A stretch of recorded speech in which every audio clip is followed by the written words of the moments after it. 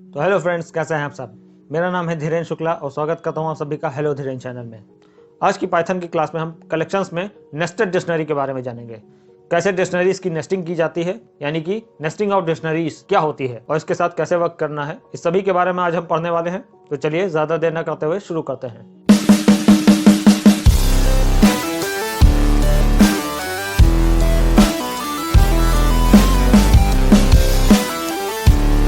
तो अब हम आ गए हैं अपने कंप्यूटर की स्क्रीन पर। चलिए सबलाइम टेक्स्ट एडिटर ओपन करते हैं। लास्ट टाइम यहाँ पर देखिए मैंने आप लोगों को पढ़ाया था डिक्शनरीज के बारे में। आज हम पढ़ने जा रहे हैं डिक्शनरीज की नेस्टिंग। तो ले लेते हैं सबसे पहले एक नई फाइल एंड यहाँ पर हम जो टॉपिक पढ़ने जा रहे हैं उसका नाम है नेस्टिंग इन डिक्शनरीज।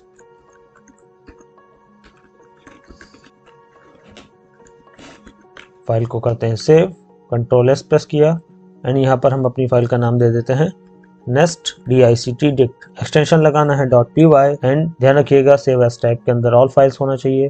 फाइल को करते हैं सेव एंड हमारी फाइल सेव हो चुकी है। अब डिक्शनरीज की नेस्टिंग का मतलब क्या होता है। नेस्टिंग का मतलब होता है एक डिक्शनरी के अंदर मल्टीपल डिक्शनरीज। अगर किसी सेम आइटम के अंदर मल्टीपल आइटम्स और रख दिए जाते हैं तो उसे नेस्टिंग कहा जाता है। तो अगर हम डिक्शनरीज की नेस्टिंग की बात कर रहे हैं तो यहाँ पर मतलब है कि एक डिक्शनरी के अंदर मल्टीपल डिक्शनरीज कैसे रखी जाएंगी और उन्हें कैसे एक्सेस किया जाएगा। तो चलिए स्टार्ट करते हैं। लेट्स सपोज कि हम एक अपनी डिक्शनरी लेते हैं जिसका नाम हम देते हैं my dict is equal to dictionaries लेने के लिए कर्ली ब्रेसेस लगाएंगे, अंदर आएंगे एंड की वैल्यू का पेयर देते हैं।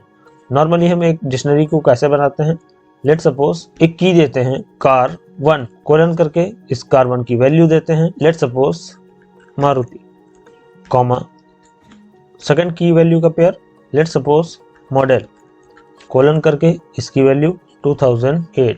तो यहाँ पर हमने माई डिक्ट नाम की एक डिक्शनरी ली है जिसके अंदर पहला की वैल्यू का पेयर है car1 जिसकी वैल्यू मारुति है। इसी तरह से दूसरा की वैल्यू का पेयर है मॉडल जिसकी वैल्यू 2008 है। जैसा कि हम जानते हैं कि एक स्ट्रिंग वैल्यू होने की वजह से यहाँ पर डबल कोट या फिर सिंगल कोट का इस्तेमाल किया गया है और क्योंकि 2008 को हमने इंटीजर माना है इसलिए यहाँ पर हमने सिंगल कोट या फिर डबल कोट का इस्तेमाल नहीं किया है।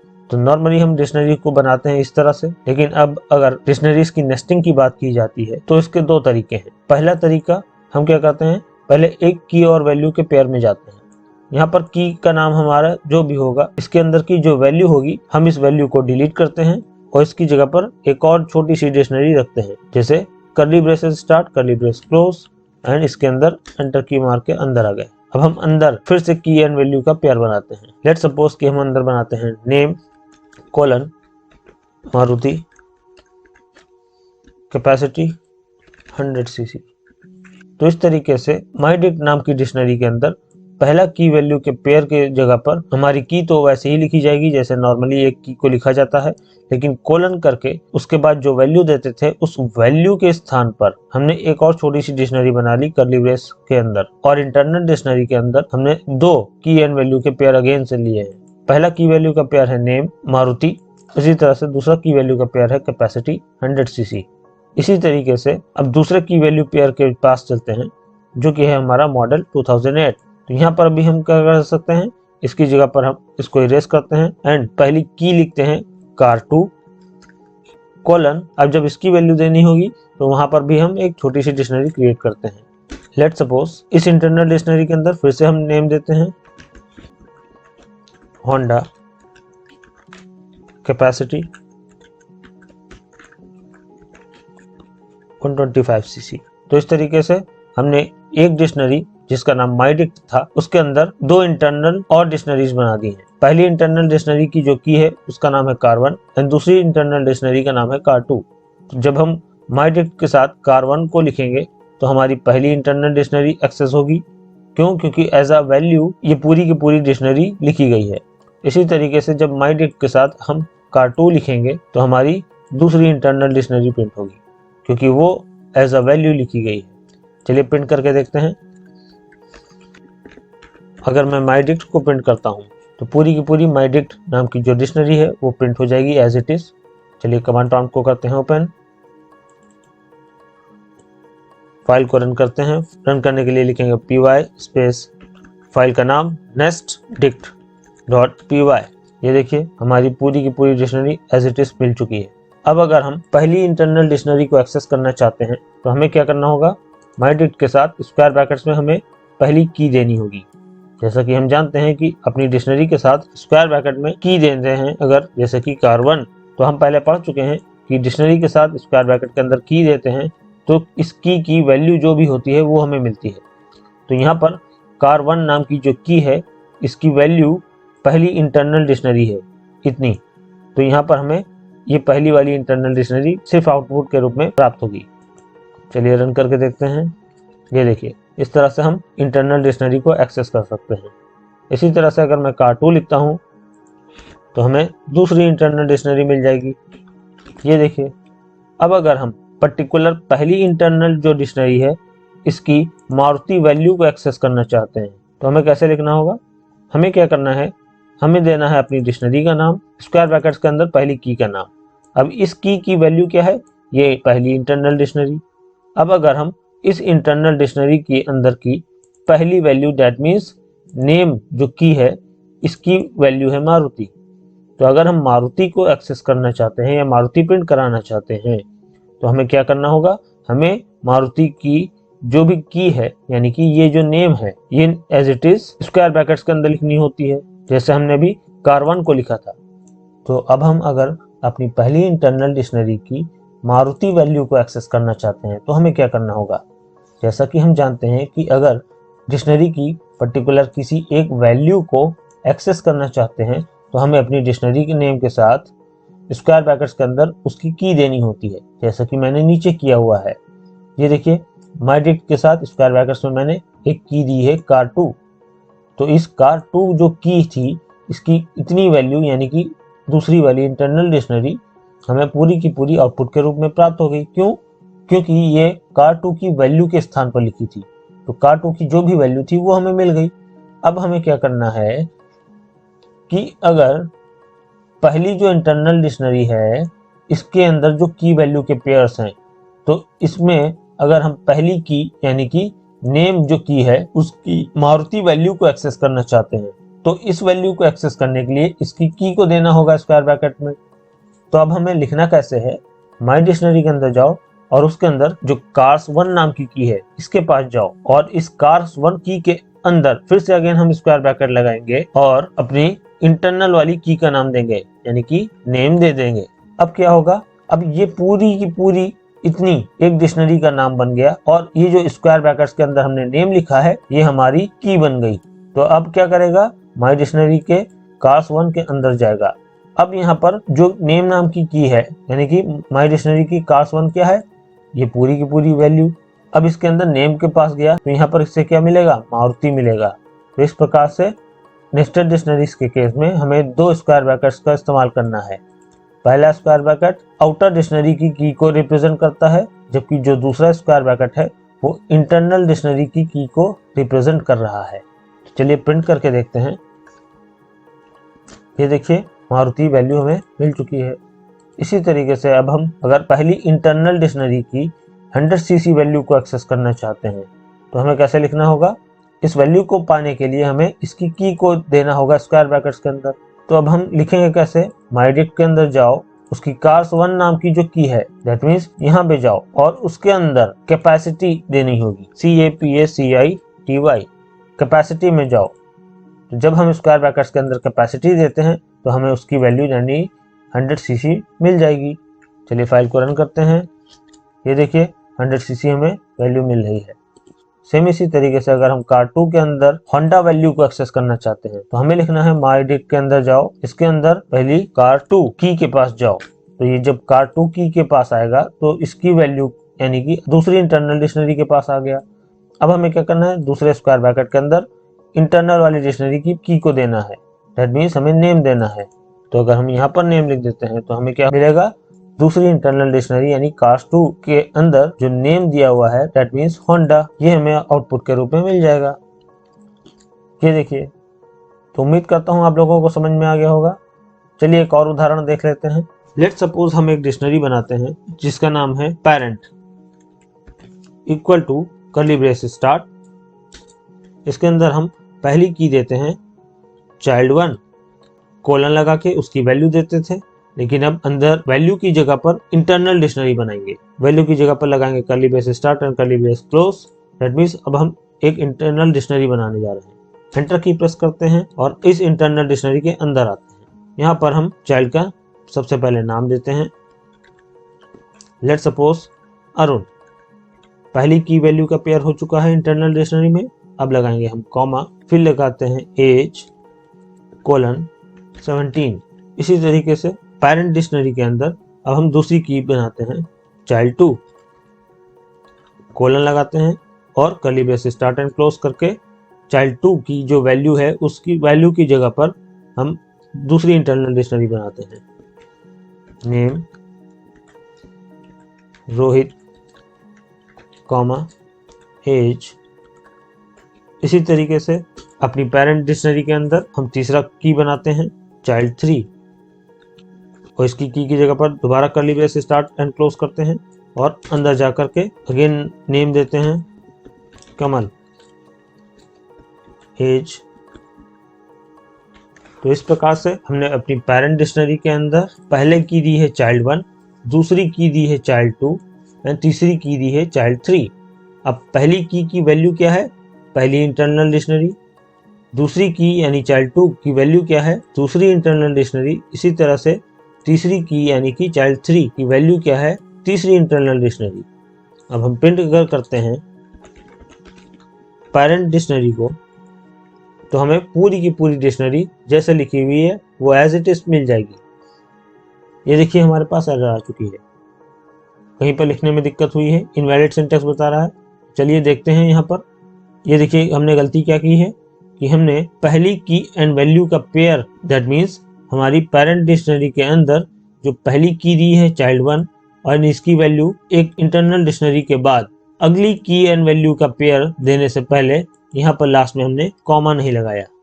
इसी तरीके से दूसरी key and internal dictionary as a value के बाद यहाँ पर कॉमा नहीं लगाया।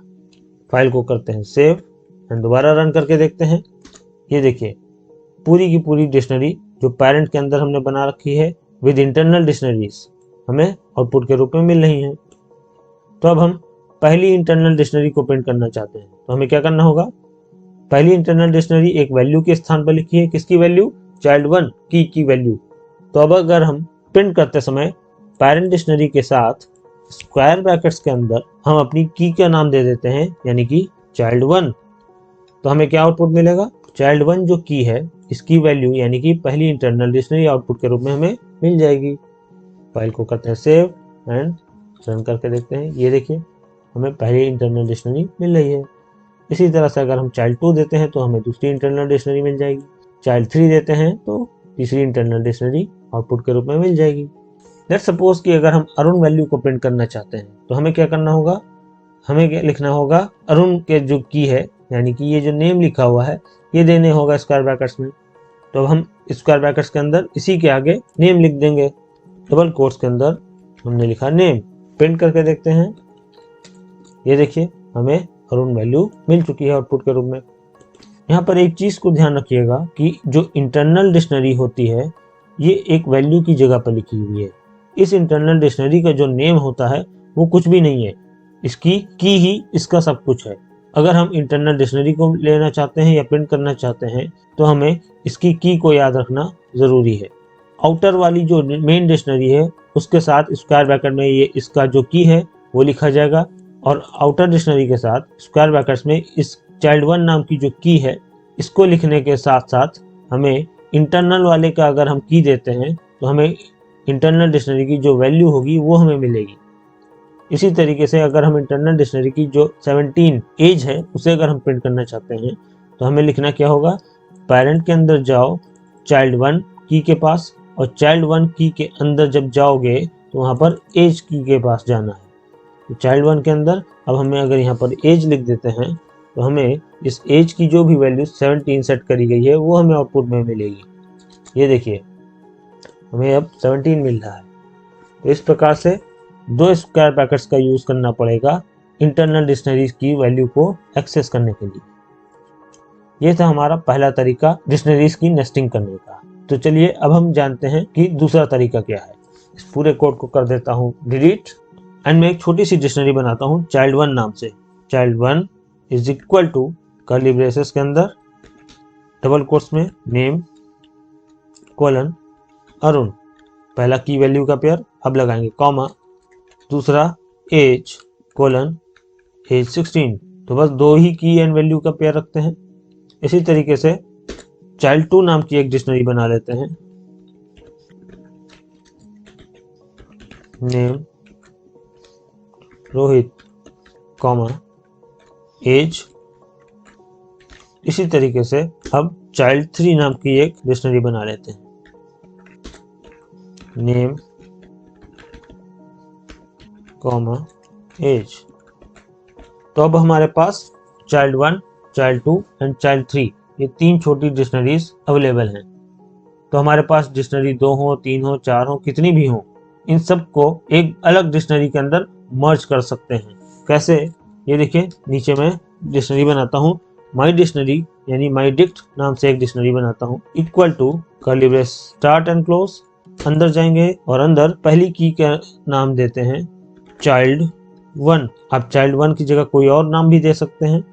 अब ये की जो होती है, क्योंकि टेक्स्ट वैल्यू है तो इसे डबल कोट में लिखना पड़ेगा। कोलन, इसकी वैल्यू क्या होगी, इसकी वैल्यू पहला child1 जो डिक्शनरी है इस पूरी डिक्शनरी को भेज देते हैं। तो इस child1 नाम की डिक्शनरी को अगर हम यहाँ पर इसकी वैल्यू के तौर पर भेजना चाहते हैं तो हमें ये जो child1 नेम है पहली डिक्शनरी का, इसे कॉपी करके हमें यहाँ इस वैल्यू की जगह पर लिखना होगा। अब लगाएंगे कॉमा, तो ये हमारा क्या हो गया, पहली की एंड वैल्यू का पेयर हो गया माई डिक्शनरी के अंदर। अब पहला जो child1 लिखा हुआ है वो डबल कोट में लिखा हुआ है, तो ये हो गई हमारी माई डिक्शनरी की पहली की। और ये child1 जो लिखा हुआ है एक नॉर्मल टेक्स्ट वैल्यू है, जबकि कोलन के बाद जो child1 लिखा हुआ है व्हाइट कलर से, ये हमारा एक डिक्शनरी का नाम है। कौन सी डिक्शनरी, ये जो हमने ऊपर child1 नाम की एक डिक्शनरी बना रखी है, इसका जो भी नाम था वो पूरा का पूरा हमने यहाँ पर एज अ वैल्यू पास किया हुआ है। तो जब माई डिक्शनरी के साथ स्क्वायर ब्रैकेट्स में child1 नाम की जो की है इसे लिखा जाएगा, तो ये जाएगा child1 नाम की डिक्शनरी के पास, और यहाँ आकर के इसके अंदर जितना भी की एंड वैल्यू का पेयर लिखा हुआ है ये पूरी की पूरी डिक्शनरी प्रिंट हो जाएगी। तो इसी तरीके से माई डिक्शनरी के अंदर हमारी की एंड वैल्यू का पहला पेयर बन चुका है। अब हम इसी तरह से कॉमा के बाद लगाएंगे दूसरा की एंड वैल्यू का पेयर, जिसका नाम हम देते हैं child2 कोलन करके।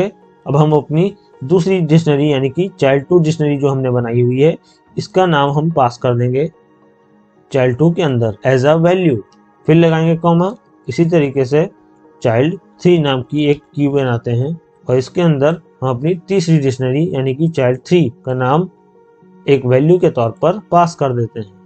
लास्ट की एंड वैल्यू के बाद लास्ट में हमें कॉमा लगाने की कोई आवश्यकता नहीं है, क्योंकि हम इसके बाद कोई की एंड वैल्यू का पेयर नहीं देने वाले हैं।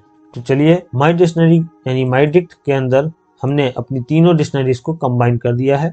अब हम करते हैं माई डिक्शनरी को प्रिंट, माई डिक्ट, देखते हैं आउटपुट में क्या मिलता है। ये देखिए हमारी माई डिक्शनरी को प्रिंट करने पर child1, child2 एंड child3 ये तीनों की तीनों डिक्शनरीज मिल रही हैं। यहाँ पर एक चीज ध्यान रखिएगा कि ये जो child1 है ये एक की है। अब ये इस की का नाम आप कुछ भी दे सकते हैं, लेकिन कोलन के बाद एज अ वैल्यू ये जो व्हाइट कलर से child1 लिखा हुआ है ये आप वही नाम देंगे जो ऊपर आपने child1 नाम की डिक्शनरी को बनाते समय दिया हुआ है। अगर आप यहाँ पर कुछ और नाम देते हैं जैसे कि न्यू चाइल्ड,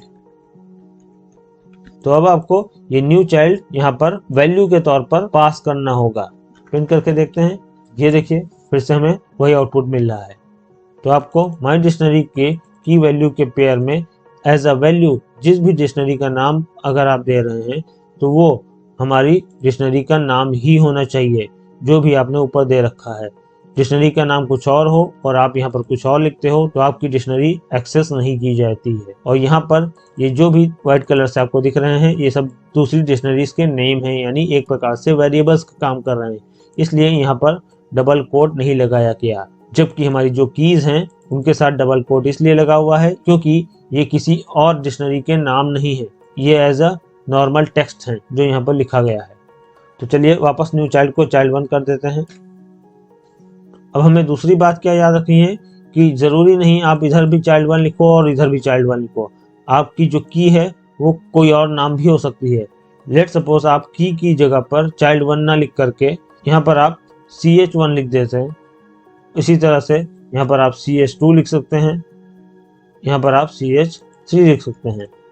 तो आपकी की का नाम कुछ भी हो सकता है, जबकि आपकी जो वैल्यू के तौर पर आपने child 1 लिख रखा है ये उसी डिक्शनरी का नाम होगा जो डिक्शनरी आप इंपोर्ट कर रहे हैं माई डिक्शनरी के अंदर। तो अब अगर हम प्रिंट करके देखते हैं तब भी हमें सेम आउटपुट ही मिलेगा। ये देखिए। तो चलिए अब हम देखते हैं कि माई डिक्ट के अंदर जो ch1 की है इसकी वैल्यू अगर प्रिंट करना चाहते हैं तो इसकी वैल्यू के स्थान पर क्या प्रिंट होगा, child 1 नाम की डिक्शनरी प्रिंट हो जाएगी। तो लिख करके देखते हैं माई डिक्ट स्क्वायर ब्रैकेट्स के अंदर सिंगल कोट में ch1।